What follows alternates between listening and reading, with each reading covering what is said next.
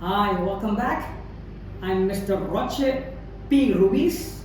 I'm the founder of Dental Marketing Philippines and Master Marketing Success PH. And of course, I've founded several dental clinics in the country, and I'm very excited to present with you with the inspiration of Dr. Mark Costales from Dental Institute. I'd like to present some of the challenges that dental practice or dentists face today.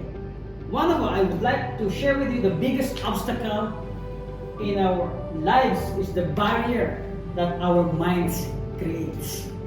So our mind is constantly creating several concerns, whether it's positive, whether it's negative, but it's all about how we're going to take it as a dental practitioners. And I just like to show you challenges that hinders the growth of the dental practice cycle today in the country. Number one is infection control.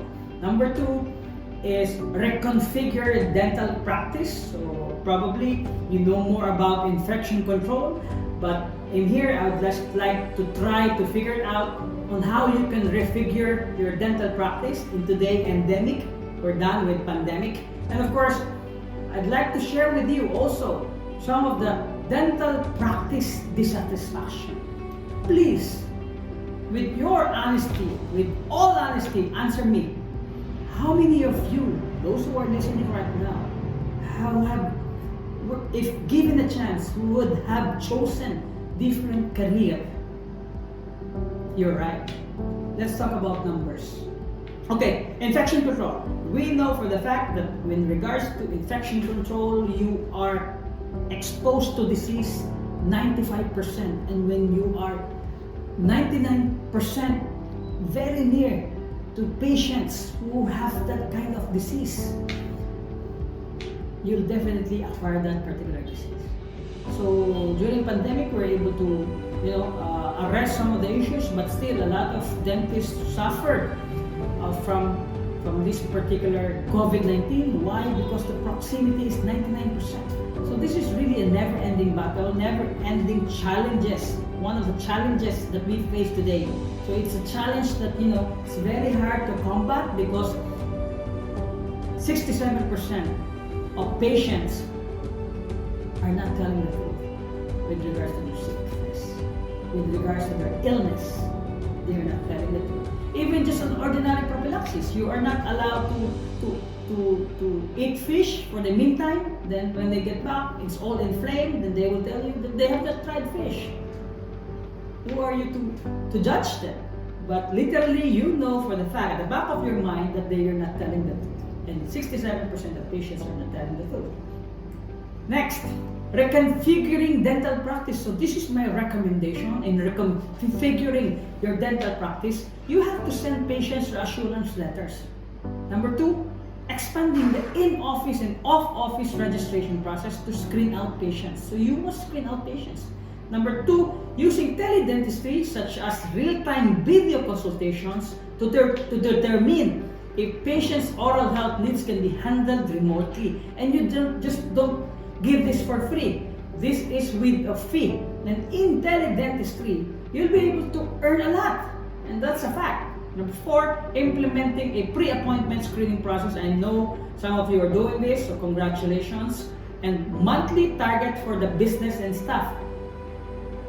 Some of you just heard this just now, but some of you have been doing this, congratulations. But it's time for us to have a target in terms of delivery of service, in terms of monetary target. So different target for associate, different target for the staff. No, if you are looking for opportunity to present your targeting on how you can have this kind of targeting, you can always PM me, comment on the sessions, and we can coordinate, and I'll be happy to visit your dental practice for dental marketing consultations. And I'll be very, very happy to sit down with you and discuss all possibilities for the growth of your dental practice. Next is easy payment option strategy. And the last one is, of course, you have to get to have the payment facilities. Right? So those are infection control, and those are reconfiguring dental practice. But I'd like to focus with, of course, the reference I've met Broken Dentist and Dental Success Institute, 3 dental practice dissatisfaction. Number 1 is chronic stress in dentistry. Number 2 is hedonic adaptation. And number 3 is negativity bias.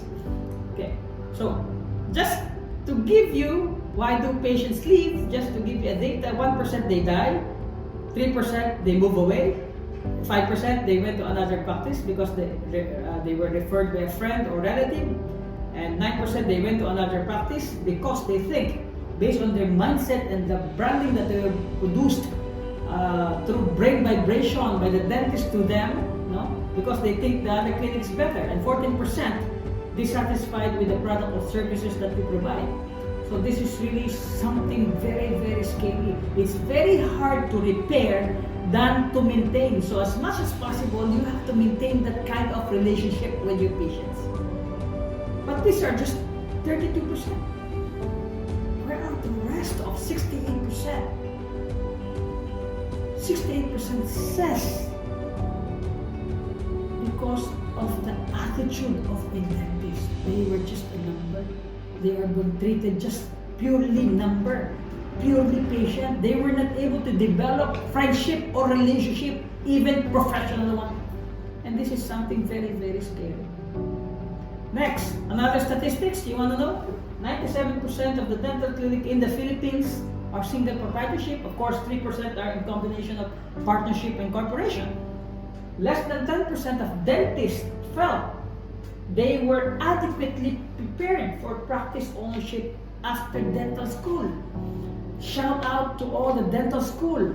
I'm here.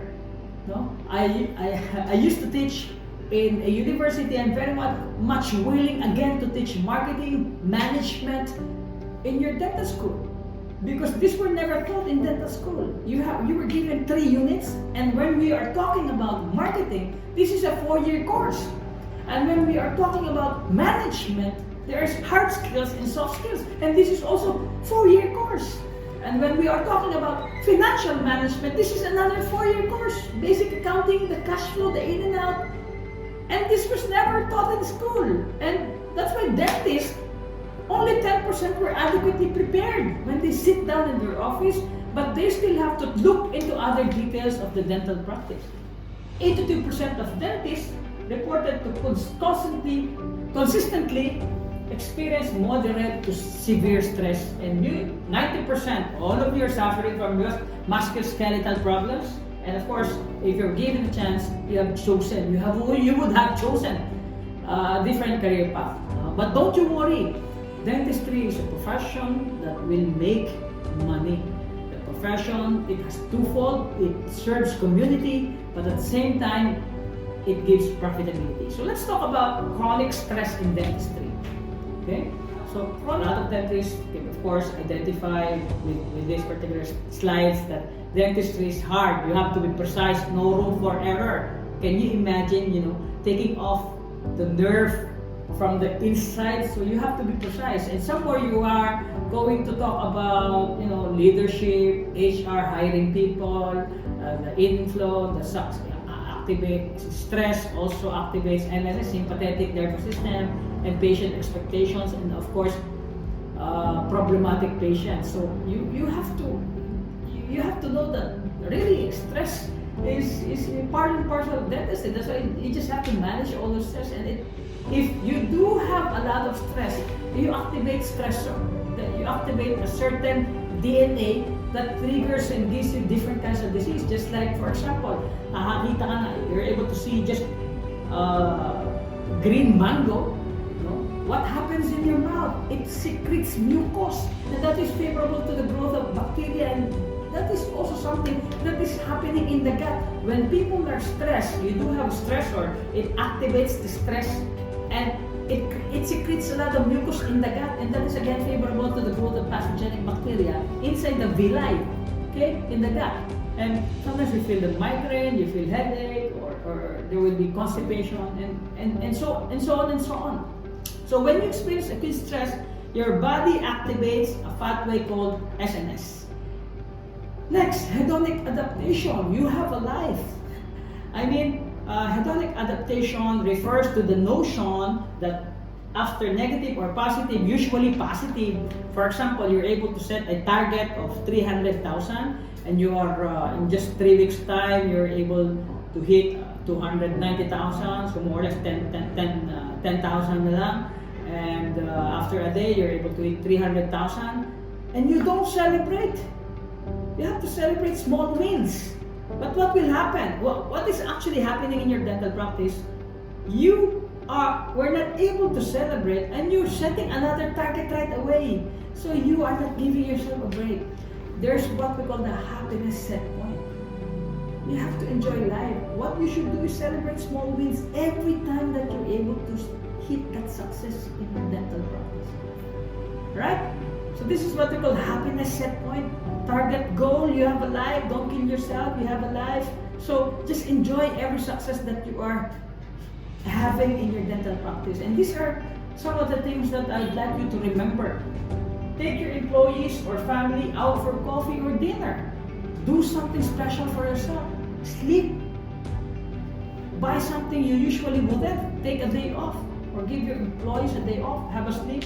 Write a thank you note to those who help you. And that is very important. And that's how you become so happy, and that's how you eliminate all the stresses. Negative bias. The notion that even when of equal intensity, positive and negative, you tend to focus on the negative. No? For example, there are 9 patients that says you're very good, and there are only 1 patient that says, no, the dentist is not good, your associate is not good, I don't want to get back to your dental office. That is just 10%, man. Hello guys, that is just 10%. You have a life. Don't focus too much on the negative. Just try to arrest that issue and that's it. You still have 90% success rate. Move on. Okay? So again, stress is slaying those challenges. Of course, you have to recognize it. Number 2 is you have to develop a daily routine. Number 3, define your non-negotiable, just like integrity. Develop your personal ethos. Eliminate the lone wolf. You are not alone. You have a team. That's why team quotient is very important. And of course, give away. Do missions. Do missions with a fee. Without a fee. Do community service. Join community service. Not just on your dental chapter. You have to do it on your own. So again, stress in dentistry is there. We cannot avoid that, but we can manage that.